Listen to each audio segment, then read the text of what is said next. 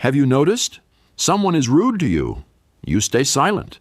A week later, it happens again and again. But there are people to whom no one dares to speak like that. They try it once and never do it again. What is the difference? It's not character. It isn't status. The difference lies in one single habit. This habit can be changed in a second, but most people live with it for years. They tolerate disrespect, get angry, and change nothing. Today, we'll look at 4 ways to fix this. Stay with us until the end, because we'll discuss a method that sounds like the complete opposite of what we've been taught since childhood. But it is exactly what changes everything. Method 1. Stop reacting instantly.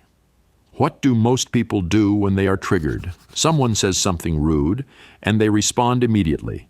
They start to justify themselves, or defend themselves, or explaining that it wasn't like that. Their voice gets higher. Their hands start gesturing faster. Their face turns red. And you know what the person who sees this thinks? Nice. It worked. I can do this again.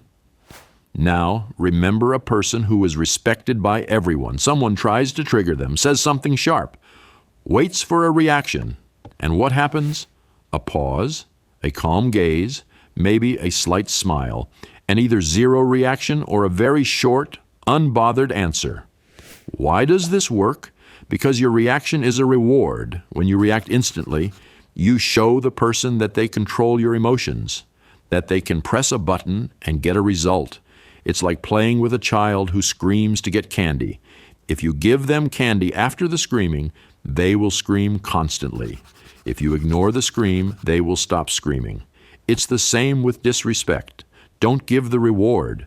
Don't show that it got to you, and the person will lose interest, because it isn't interesting to provoke someone who doesn't react. Try this. The next time someone says something unpleasant, take a pause. 3 seconds of silence. Look the person calmly in the eye, then either answer very briefly or don't answer at all. Just continue the conversation as if nothing happened. You will feel the energy in the room change.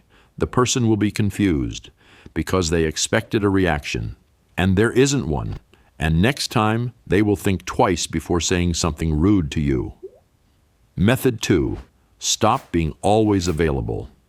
Next, here is what's interesting. When you're always available, your time loses value. It works like economics. The higher the supply, the lower the price. Think about the people you respect. Your boss, a good doctor, a successful acquaintance. Do they always answer your messages instantly? No. Are they always free when you call? No. Do they always agree to help immediately? No. And that is exactly why you respect them. Because their time is valuable, you have to wait. You have to adjust to their schedule. And this automatically raises their status in your eyes. Now think about the person who is always available. You write a message. They answer in a minute. You call at 10 at night. They pick up. You ask for help. They agree immediately. Do you value their time? Probably not, because they don't value it themselves. Here is what happens in practice. You have a friend who always cancels your plans last minute. Why do they do it? Because they know you will be available next time anyway. You are always free.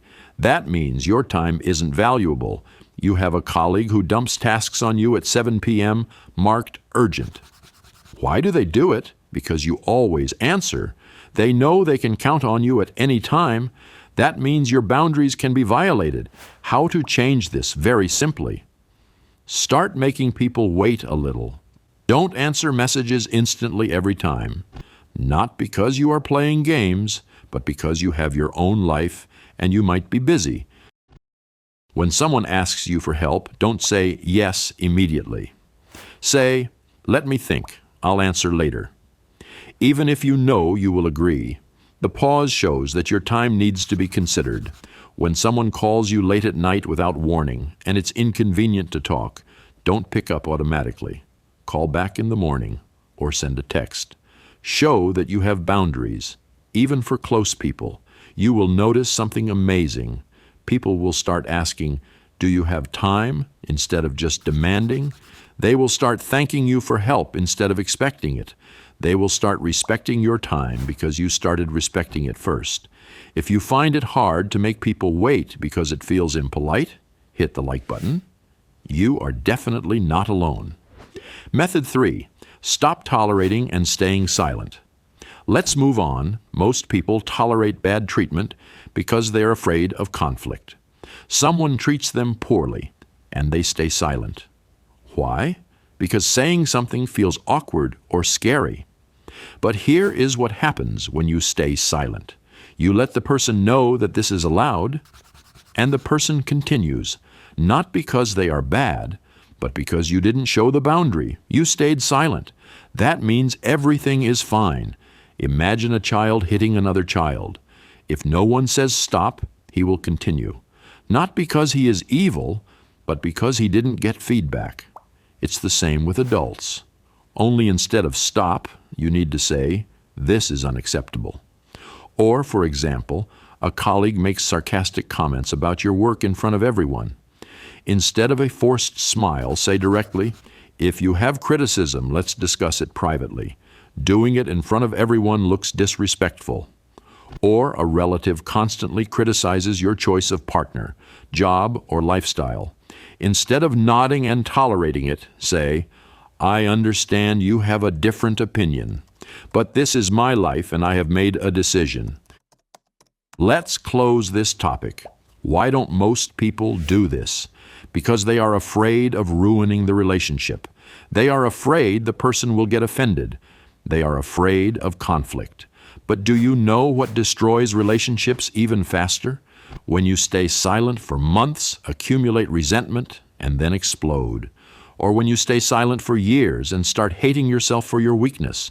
Or when you stay silent forever and the person continues to treat you like a doormat. Speaking up immediately is not creating conflict. It is preventing conflict because you are solving the problem while it is small. Try this. The next time someone treats you disrespectfully, say something right in the moment. Not an hour later, not the next day. The person will either apologize or get defensive. If they apologize, great, they understand.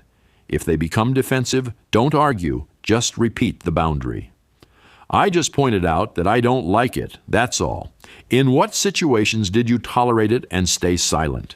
Share your stories in the comments. Method 4, stop making excuses. And now, the most powerful and simultaneously the most difficult point, because it goes against everything we were taught as children. We were taught to explain our actions, to prove that we are right, to defend our decisions, especially in front of authority figures, parents, teachers, bosses, and now we have grown up and we continue to do it. Someone questions our choice and we immediately go into defense mode. Look at the people everyone respects. When someone questions their decision, they don't defend themselves. They say something very short. I decided so, or I am comfortable this way, or this is my choice. And that's it. No excuses, no attempts to convince, just a statement of fact. And do you know what? People accept it. For example, you decided to change jobs. Your parents are against it. They start asking, why? The salary there is good. Stability. What are you even doing? Before, you would start explaining. You see, the atmosphere there is bad. I'm not growing there. The new place will be better. There is an interesting project. And this goes on for 20 minutes. The parents listen and think, he isn't sure himself. We need to change his mind. Now you speak differently. I have made a decision. I understand that you are worried, but I am confident. That's it. Full stop. The parents might try again, but if you don't argue, they will back off. Why does this work? Because making excuses is a sign of doubt. When you explain your choice for 10 minutes, you show that you aren't sure about it yourself. But when you simply state the fact without explanations, you demonstrate authority. To boost self-confidence, subscribe to the channel. By regularly watching our videos and doing the exercises from them, you can become a stronger personality. Respect doesn't depend on how successful you are. It depends on how you treat yourself. Stop waiting for respect. You already deserve it. Start showing it. right now.